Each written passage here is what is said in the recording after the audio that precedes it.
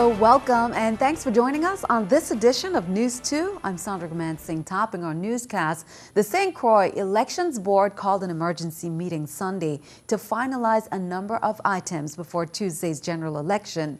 While they were able to approve the new ballot, the board will have to manually count all the early voting ballots. News 2's Erica Parsons has the story. The St. Croix Elections Board worked through the majority of a 10-item new business agenda in 2 hours. They approved the St. Croix ballot without Senator Alicia Hansen's name. Are we ready to put a motion to approve the test ballot as those ballots that are required to be used by law? So moved. Second. Moved and second. Hearing no objection with the quorum present, 5 members present, so ordered. The BIT staffer updated the board on the machine testing process and status that began Saturday. We did four precincts, which is Colorado, Ricardo, Charles H, and Paul. Those are mapped to test every single oval except the writing oval. Election staffers resumed testing the remaining tabulators at 8 Sunday night after a vote by the board. Election Supervisor Carolyn Fox reported more than 600 ballots received for early voting. We had 659 for early voting. That would be in the bin right back there. We had about 260 for walk-in. That's approximate. Right now that's still fluid. And we had 13 that went to St. Thomas. 3 of the old ballots came back. I brought them back with me last night. All of those will have to be manually counted elections night, and Fox says they've begun creating tally sheets. But you're going to have to hand count the ones here because we changed the system. So again, it's only 600 or something. So we're preparing tally sheets. And we're looking at bringing talliers so we can go back to that process we've used before. Supervisor Fox proposed that after polls close election night, ballots be scanned 50 at a time after the sorting process begins. Fox said the machine could overheat if they wait to do it all at once. Erica Parsons, News 2. Now, the voting tabulators were moved to the polling precincts Monday at 1 p.m. The board also voted to authorize Supervisor Fox to hire additional workers for Election Day.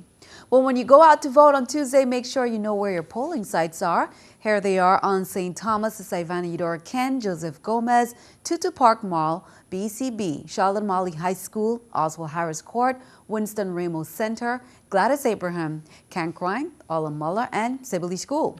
On St. Croix, polling sites are at Florence Williams Library, Elena Christian, Juanita Gardine, Alfredo Andrews, Pearl B. Larson, JFK Center, Lou Muckle Educational Complex, Ricardo Richards, Eulalie Rivera, Evelyn Williams, Alexander Henderson, and Claudio Marco. On St. John, it's at Julia Sproul and Guy Benjamin. Now, you can look these up on the election system's website at www.vivote.gov.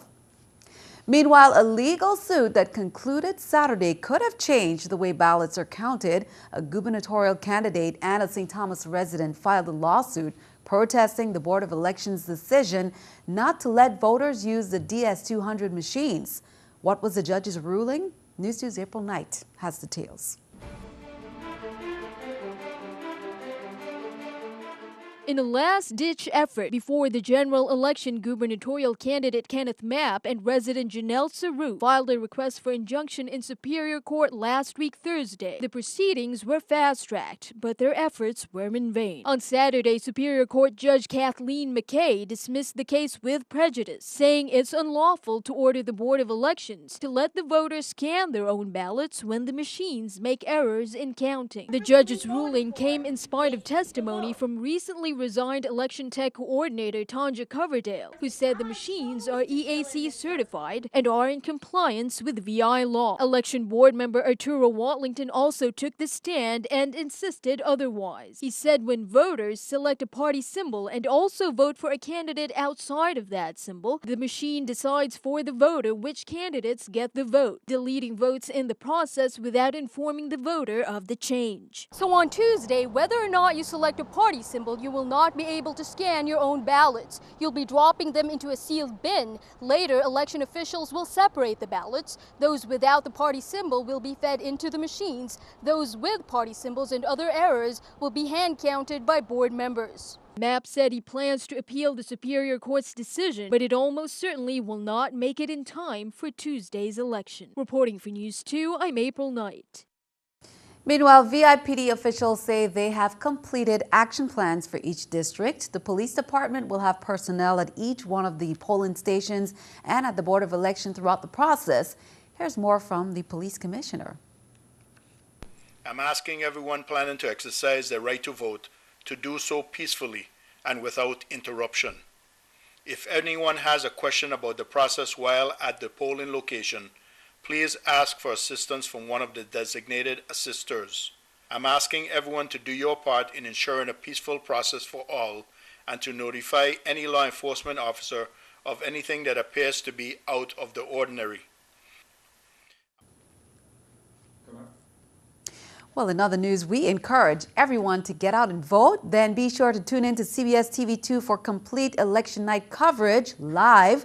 We'll bring you up-to-the-minute local election commentary, vote tallies, and key election highlights throughout the evening. CBS TV2's Decision 2014, that's Tuesday, November 4th from 8 p.m. to midnight.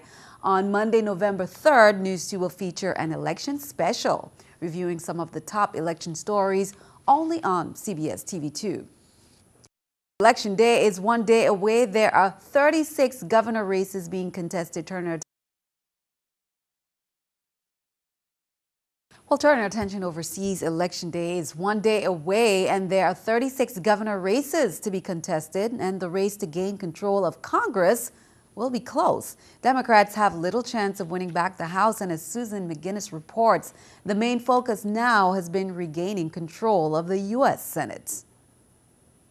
Day of campaigning before voters take to the polls.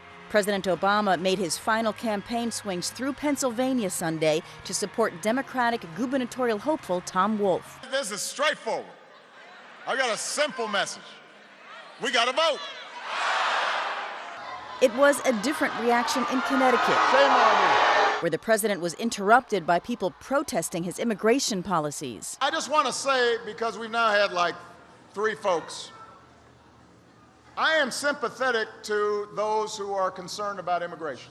President Obama has been largely absent from the campaign trail this season. Some incumbent Democrats have been distancing themselves from the president, who now has one of the lowest approval ratings of his presidency. As the president said, his policies are on the ballot this year.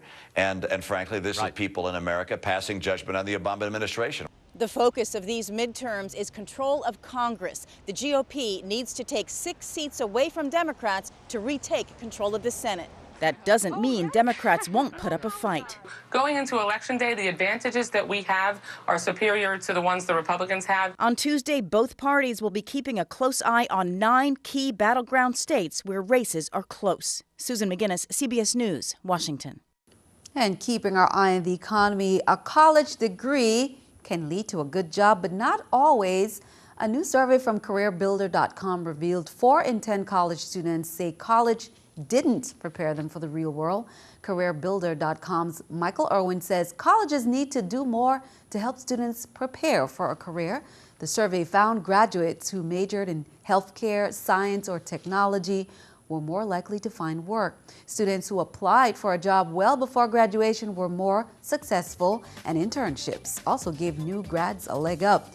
Here's a look at the New York Stock Exchange with our stock market watch. The Dow down 24, NASDAQ up 8. Coming up on News 2, Juanita Gardil elementary school students took to the streets around their school on Thursday to give a loud and clear message to the community. Love yourself, be drug-free.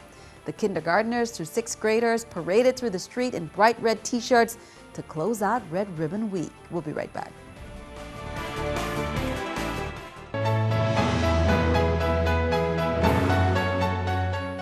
Criminal Investigation Bureau and major crime detectives are investigating a burnt human body that was found inside a vehicle in the Haypenny Beach on St. Croix on November 1st. Here's more from VIPD. Detectives said the body, which was badly burned, was inside an SUV. Police collected items at the scene, which will assist them in identifying the body. This remains an active investigation detectives said. Anyone having any information on this case is asked to call detectives at 712-6030, 712-6077, 911, or Crime Stoppers USVI at 1-800-222-TIPS. That's 1-800-222-8477. Well, for most Americans, daylight savings time ended with a fall back to standard time on Sunday. Most of the United States set clocks back by 1 hour beginning 2 a.m. Sunday morning. But the federal government doesn't require U.S. territories to observe daylight savings times, which is why residents of Arizona, except for residents of the Navajo Indian Reservation, Hawaii, Puerto Rico, the Virgin Islands, American Samoa, Guam, and the Northern Marianas Island, did need to change their clocks this weekend.